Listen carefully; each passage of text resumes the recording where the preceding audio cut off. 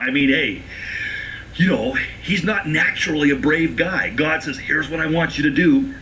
I've given this sign to you. You've had peace that's been given to you from me. Now, your ministry starts today, Gideon, and it starts at home.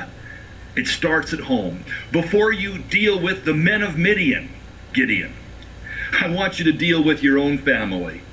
Because your dad is worshiping Baal, and he's built an altar to Baal, and he's planted a grove, trees. We've talked about this before. The grove in the Old Testament speaks of where shady activities took place, immorality, worshiping of Ashtaroth, and sexual perversion. And here Gideon is told, here's where your ministry begins, at home. Reminds me of Moses. Remember Moses? Moses was called to lead the people of Israel, to lead them from their captivity in Egypt to the land of promise. But he's on his way one day, and the Lord comes and throws him to the ground and pins him to the ground and is going to kill him because his son, his own son, Moses' boy, was not circumcised.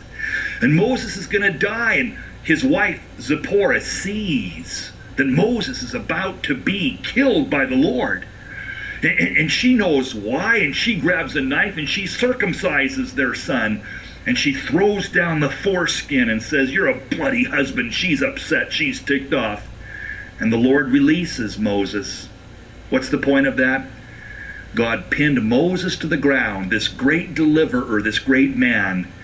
Before he started his ministry, God was saying, I'm deadly serious about this, Moses. If your own family's not being tended properly, I'm going to kill you here.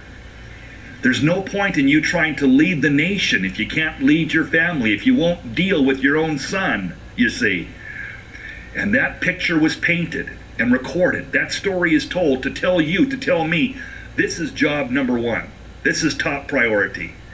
Your son, your daughter, your family, it starts there. And if they're not being taught and tended, if they're not being discipled and disciplined, you have no business trying to lead the nation, Moses. Or Gideon, no way can you defeat the Midianites when there's this altar to Baal in your own house and this grove. This is where it starts. This is where it begins. This is the highest pleasure and priority that you'll have in ministry, is to your own family. But Gideon is saying, well, yeah, but that's my dad's altar to Baal. And you want me to kill his bullocks? That'd be like taking your dad's, classic car out for a ride and crashing it into a wall purposefully.